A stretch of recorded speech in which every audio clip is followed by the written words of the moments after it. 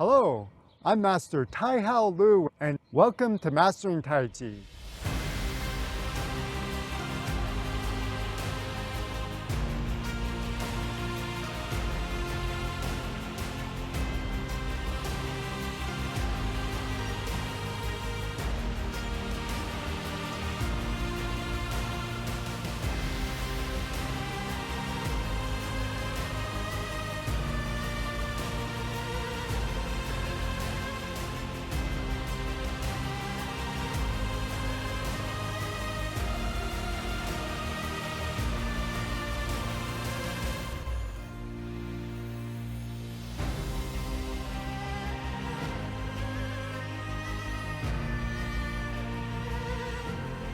Remember to breathe deeply and naturally from the beginning to end.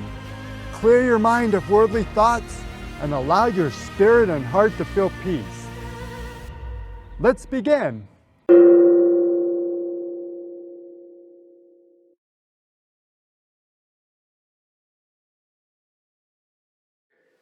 Welcome to this lesson. This lesson is going to be like a foundational lesson on the stances. Some of the basic stances that we practice during Tai Chi.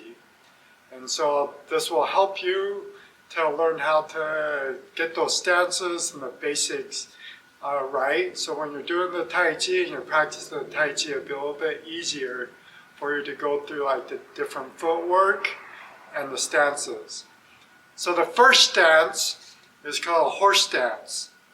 And so the horse stance, what you want to do is your feet is a little bit past shoulder width. So just a little bit wider, a little bit past.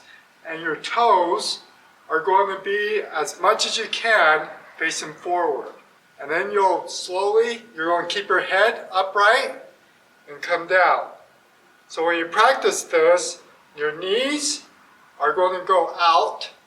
You don't want to be your knees like this. This is not how you want to do it. You want your knees out over your toes, but not past your toes. Your heels will be on the ground and your head upright. You don't want to be leaning like this. You want to come up straight. If you can't go as low, you could just go like this. When you're practicing Tai Chi as a horse stance, you could bend your knee and then just go to where you can go. But you want to have the right posture. You don't want to be hunched over or like too far back. And your knees, you don't want to put your knees in. You want to push them out so it opens up this area, but your knees want to be over like directly, not past your toes, but over your toes. And so this is called a horse stance. You can practice this every day, help with your legs, help with your strengthening and your balance. You can do it, interlock your fingers and hold like that, or you hold like that, either way. So that's the first stance to practice. But remember to just have it a little bit past shoulder width, and then your feet facing forward. So that'll help you to just get that basic stance done. The next stance that we'll practice is called the cat stance. So the cat stance, what you want to do is put most of your weight on your back leg. So you're going to bend your knee, put most of your weight on your back leg. So the back leg is bent, and the front leg, your toe just touch, very light. So you can practice this. All your weight is on your back leg, and then very lightly touch. This is called a cat stance. This one, you can practice. You can come up, and you can switch your foot and practice. The cat stance. In Tai Chi, in our Tai Chi form, there are stances like this. We call it cat stance. So you want your toe very light. The reason why you have your toe light is in the martial art application. If someone tried to sweep you, or if you want to kick, you can lift up your foot fast. But most of your weight is is on that back leg. And again, you want to keep your body upright. You don't want to be down like that or back like that. Just straight up, your head upright. So this is called cat stance. In Chinese, we say shu bu. It would be like empty stance as well in English. So like that. So you can switch. So you practice, you're up, and you can practice switching. And it'll help strengthen your leg, help you get the stance right. The next stance, we call a cross-legged stance. So you're going to come down. This one is a little bit more difficult for people. So what you want to do is you're going to cross your leg. So you're like this one, my right leg is in front, left leg behind. And you're going to come down and sit down. So you sit down on your heel. You come down as far as you can. If you can't go this far, don't worry. You can come just to here. That's okay. But this is called a cross stance. Over time, you can practice, come down lower. But if you can't go down as low, you go down like that. The important thing is to remember that your knee cross behind.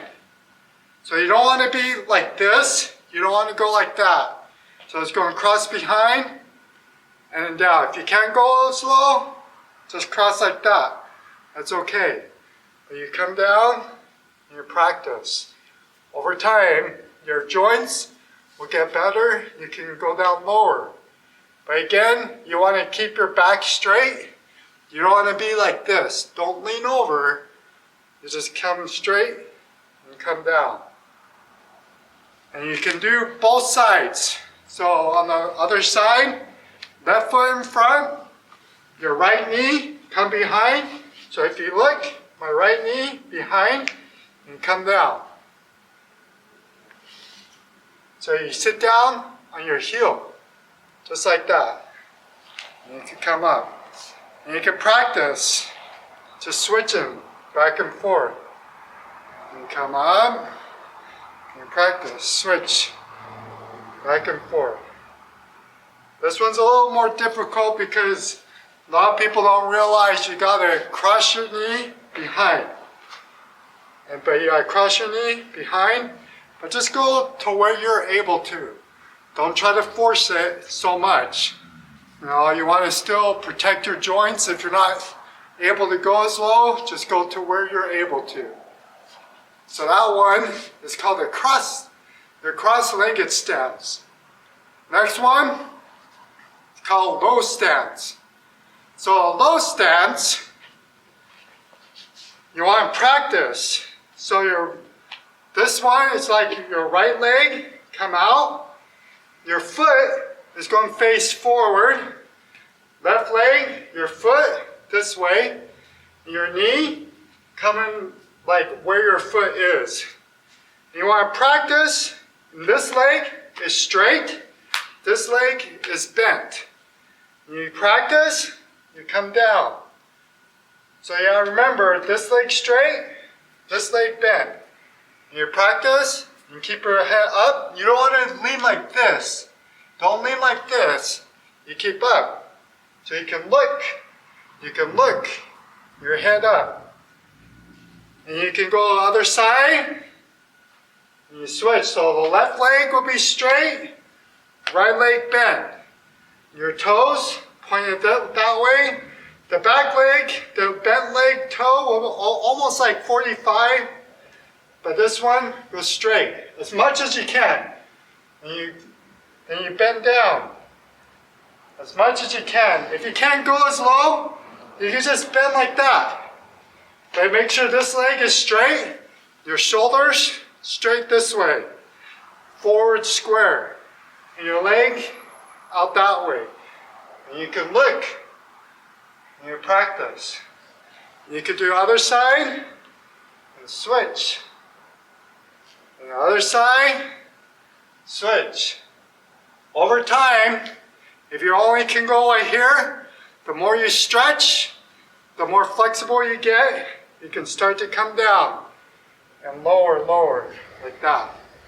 So that one is called the low stance. Okay, the last stance is called the archer stance or archer stance. In Chinese, we say gong bu. So this one, your right leg, bend, your foot, a little bit like 45 degree. So your front foot is bent, but your knee, don't go past your toe, just straight over or over your ankle. And then your right leg, little is straight. A little bit bent, but you gotta keep it as straight as possible.